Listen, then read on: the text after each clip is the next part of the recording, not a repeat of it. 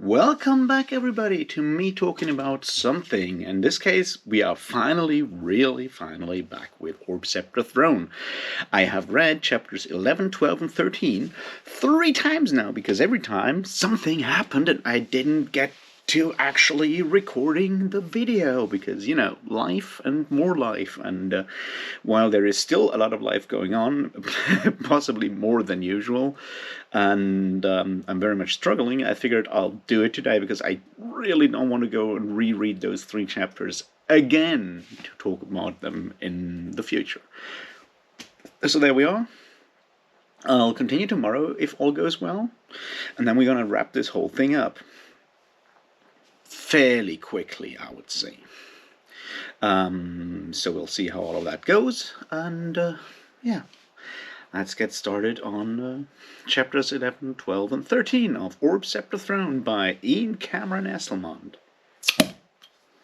Cheers.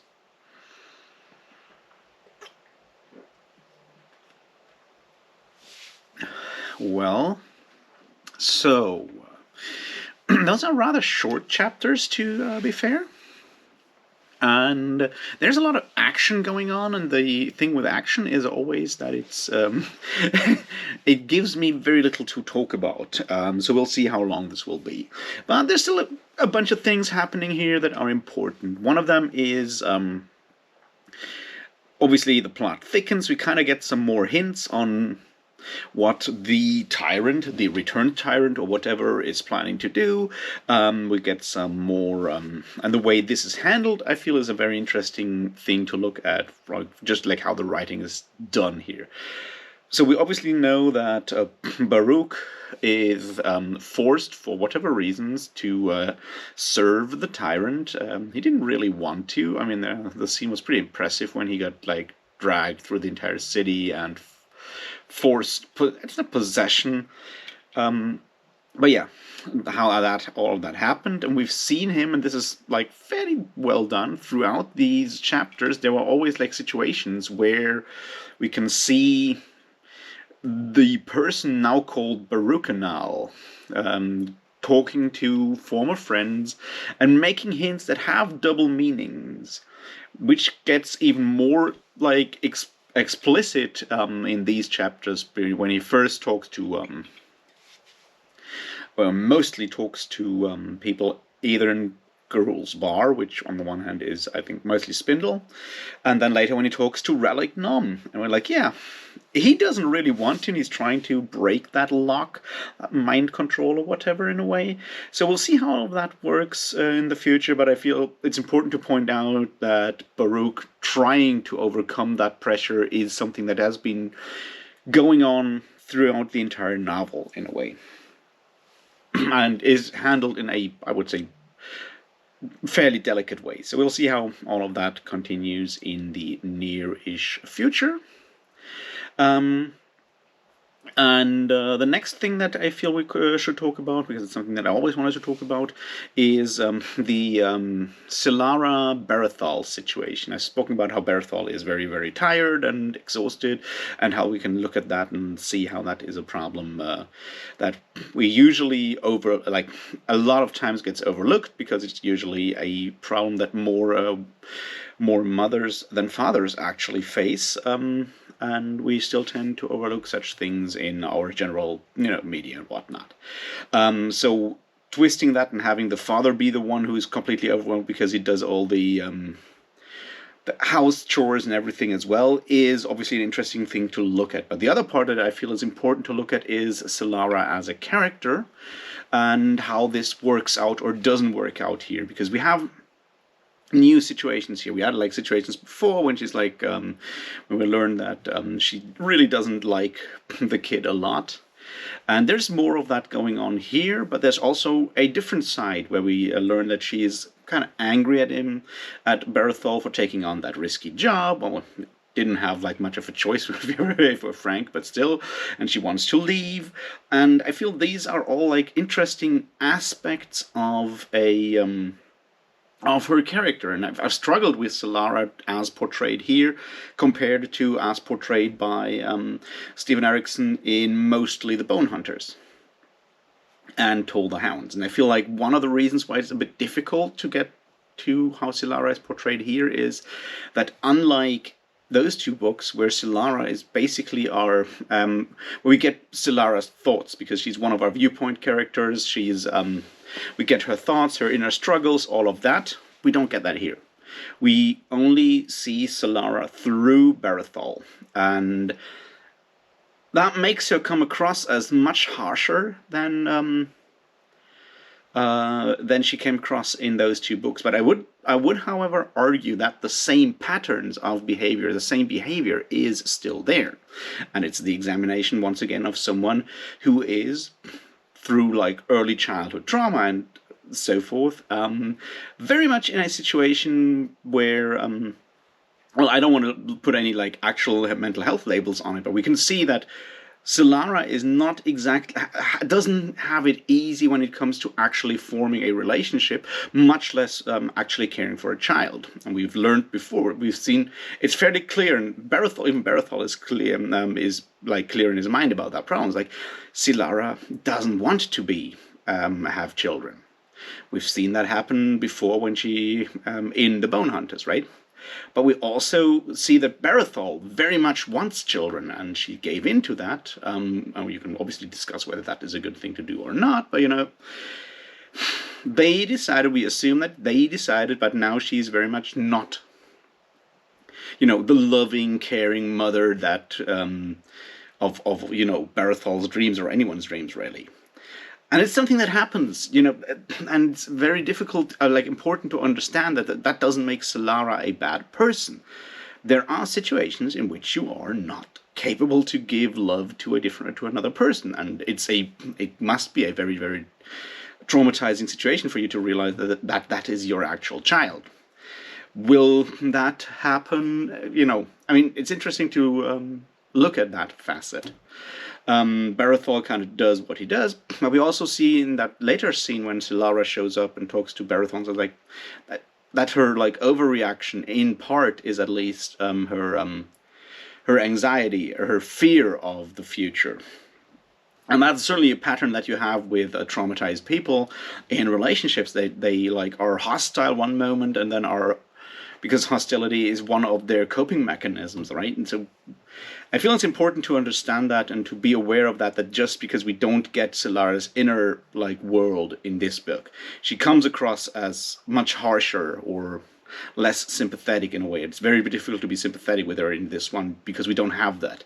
And I feel that's important to keep in mind, because for a lot of people out there that we encounter or hear about that have display similar behaviors, we also don't have their inner monologue. We don't know what is going on in their minds, and it is exactly that double thing that we have both versions. We have the version of the inner monologue, which helps us to do the thing that good literature does, which is put ourselves in those shoes, in that brain, and thus empathize with a character. And then when we look at Esslemont looking at it, we see the opposite. We see the outside perspective, the one that we see when we look at, people displaying toxic behavior on the internet, and then all your gossip and whatever channels, all your also your mainstream media goes completely off on them. It's yeah, but there's a lot of self-righteousness going on there that you should probably not have, and good literature can help us identify these things and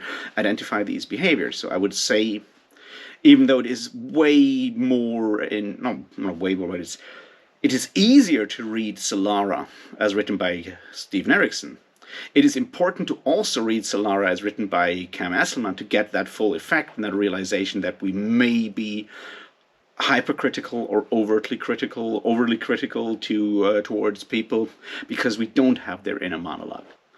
So that's something that I felt was important to talk about.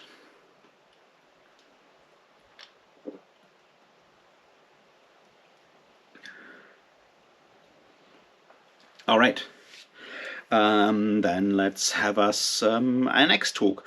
So we obviously need to look at the past of Darujhistan and the present of Darujhistan. Obviously, the tyrant is kind of back and is trying to resurrect whatever happened in the past. And one way we've seen, and this is, I feel, cleverly done, because it involves a meta, well, not metafictional, but it kind of involves more than you might from the reader than from the characters, and that is obviously that we see them building that weird ring of stones, that installation that the bridge burners try to blow up, and Berethal helps making and whatnot, but we don't know what it is. We've had hints of it before. That situation when Spindle looked out and saw that dome over Majesty Hall and over the hill. Now we have that different scene, which is in Moonspawn, or the rest of Moonspawn, with Ansi and Orchid and Corian wandering the halls and looking at that tapestry of 3,000, 2,000-year-old, years ago, Daruzhistan, with that actual dome and everything. So we see, we as readers can make that connection, right? That the Tyrant with that installation is doing something probably magical. Probably magical. And it is connected to something from the past, which will be probably some form of protection and so forth. But it is us as readers who can figure that out, and not the characters in the Daruzhistan. So we'll see where all of that will be leading in the future. But, it's a typical device. You have like one group of characters figure something out, and the other group of characters is about to run face first into exactly that thing. And you as a reader sit there like, oh no, oh no, oh no. And that obviously is how you create tension and engage the reader. So that's something that happens in there.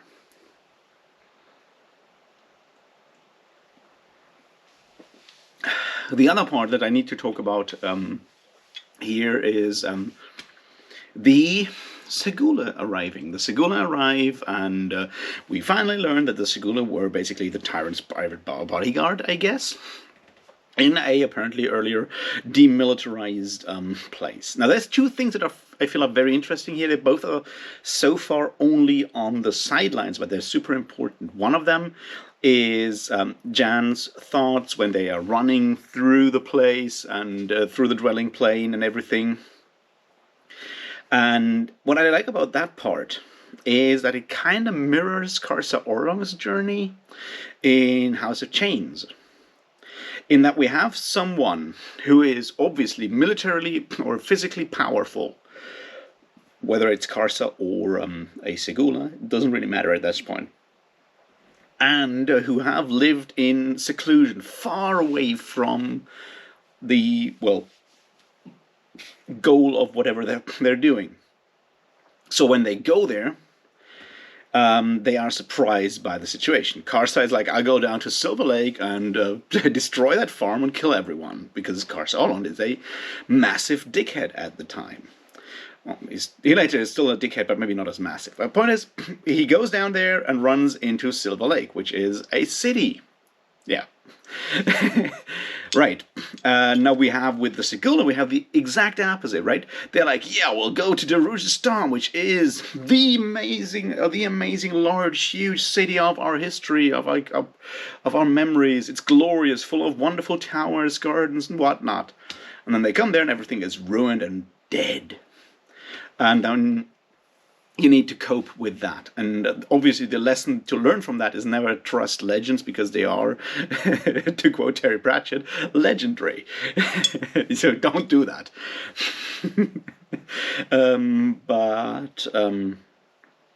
So we have that side of it that I feel is interesting.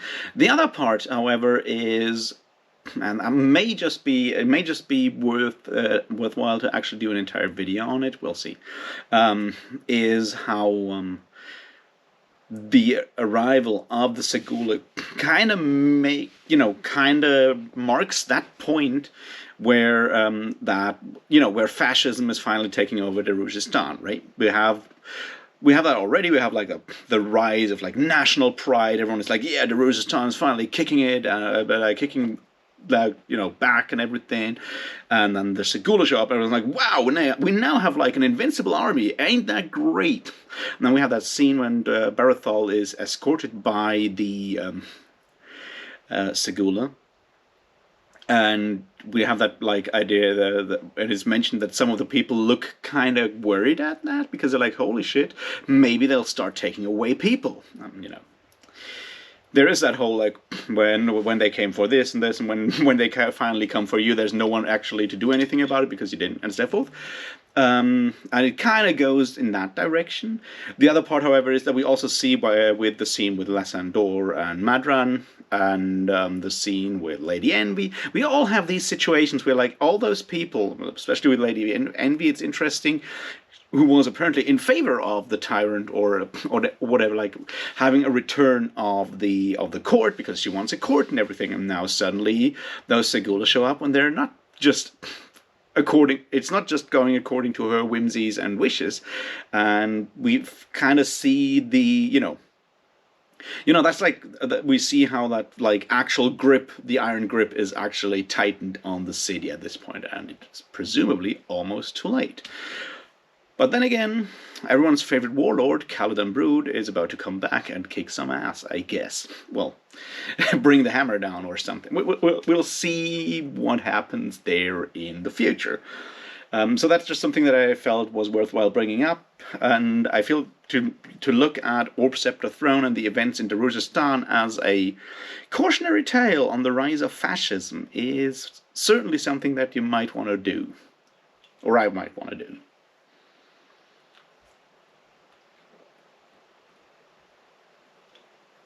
All right. What else was interesting and worthwhile talking about and looking at? Certainly, the situation within Moonspawn, when we have, and this is, I feel like, another one of the big themes here is how when there is a breakdown of law and order, as there may be during war or maybe during a natural catastrophe, there are always strong men or strong humans, but most of the time it's men who assert control because they are really antisocial, power-hungry people. And this is sort of what Esslemont deals with here. He kind of shows it in that town on the beach, which I have forgotten the name of because it wasn't really that important. And he shows it in Moonspawn, where you see that these places that are built up by power-hungry madmen who used to, maybe not madmen, but very power-hungry, antisocial people. When Ansi and company run into that place, claiming that I've been scarred or whatever. But there is that situation where you are your own worst enemy, and you realize it because Call is like, yeah, it will be my problem. I will have constant paranoia, and I don't want to do that because that will just not work out. That's something that I feel is very important there with Call, the depiction of Call here, to keep in mind in that situation. So yeah, I just wanted to bring that up before I end this for today, which is what I'll do now. Thank you for watching. I'll have more stuff coming very, very soon, I hope. Have a great Thursday. I'll talk to you hopefully tomorrow, maybe later. We'll see. Until then, cheers.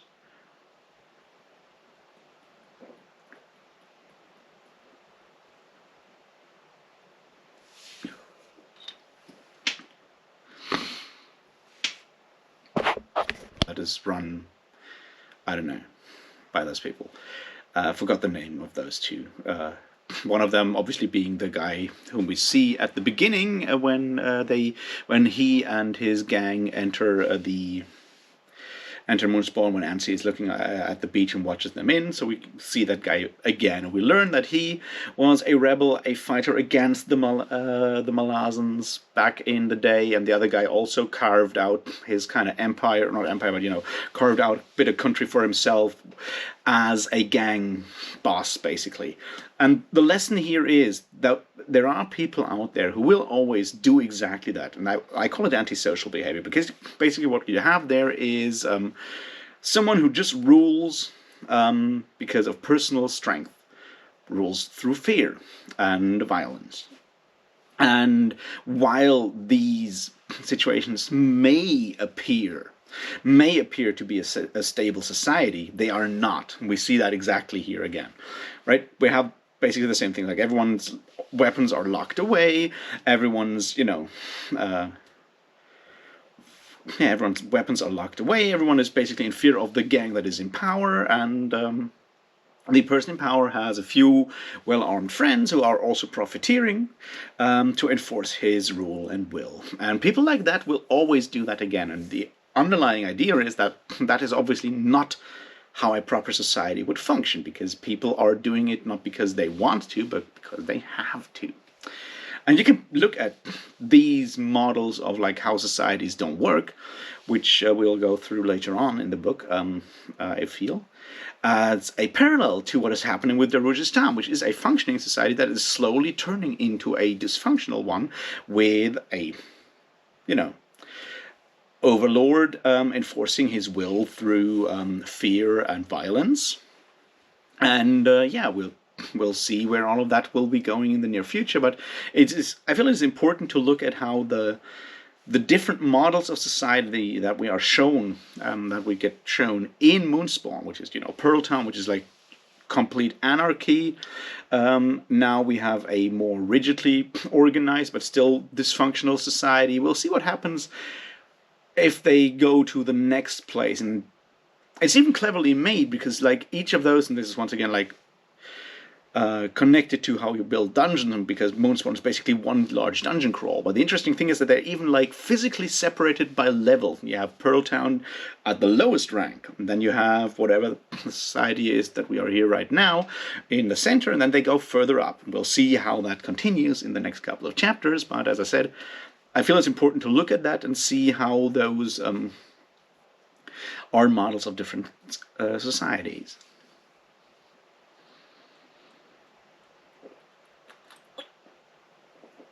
All right. What else is important to look at?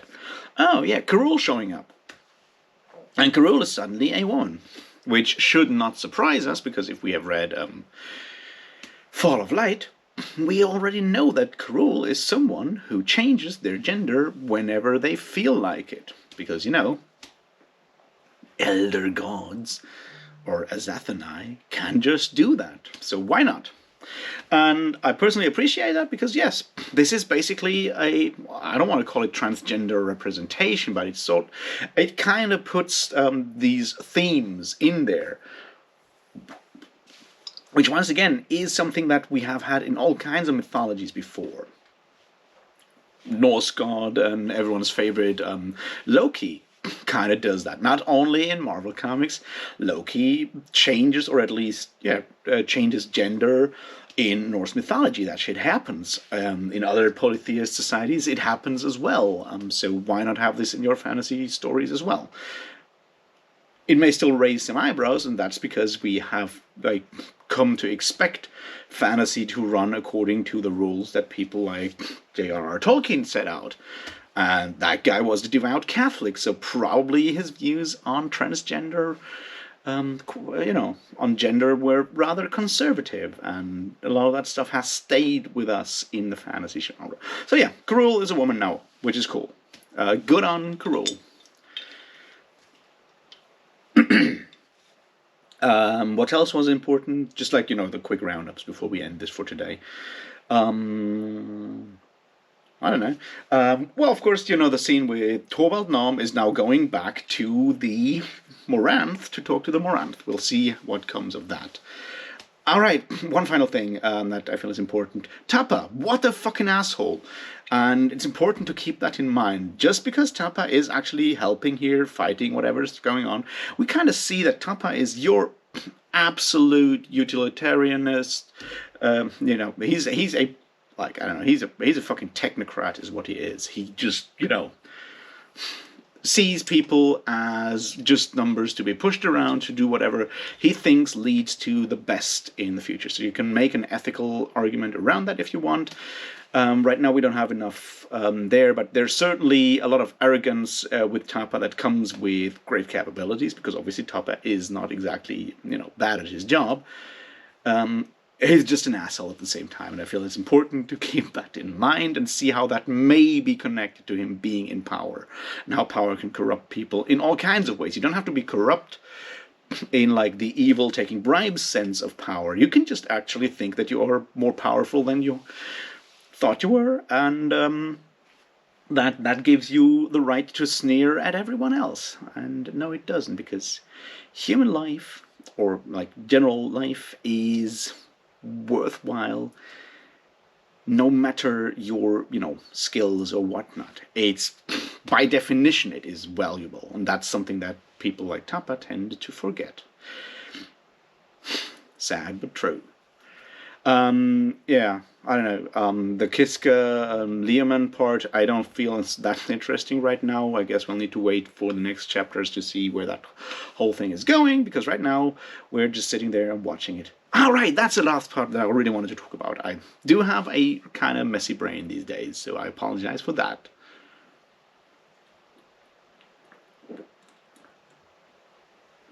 Cole, being back to drinking.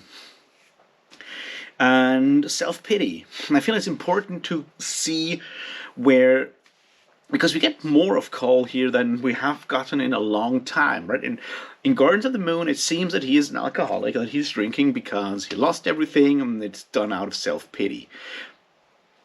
Now he is drinking again.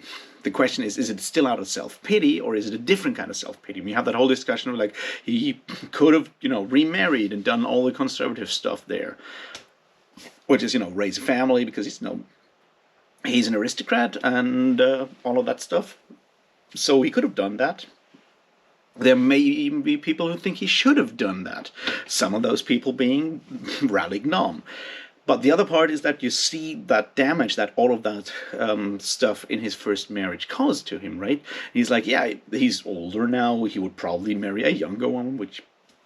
let's not go into why that is a problem or not a problem, because that's not the point here. The point is that he sees that with that damage from that first relationship, he already realizes that every future, that he's so damaged that any future relationship will suffer from that. And that is something that I personally can very much sympathize with. And I feel it's important to understand that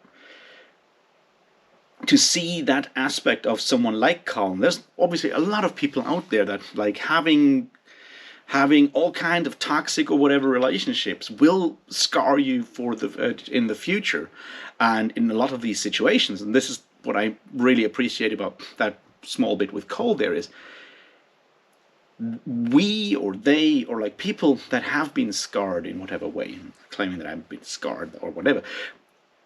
But there is that situation where you are your own worst enemy, and you realize it, because Cole is like, yeah, it will be my problem. I will have constant paranoia, and I don't want to do that, because that will just not work out. That's something that I feel is very important there with Cole, the depiction of Cole here, to keep in mind in that situation. So yeah, I just wanted to bring that up before I end this for today, which is what I'll do now. Thank you for watching. I'll have more stuff coming very, very soon, I hope. Have a great Thursday. I'll talk to you hopefully tomorrow, maybe later. We'll see. Until then, cheers.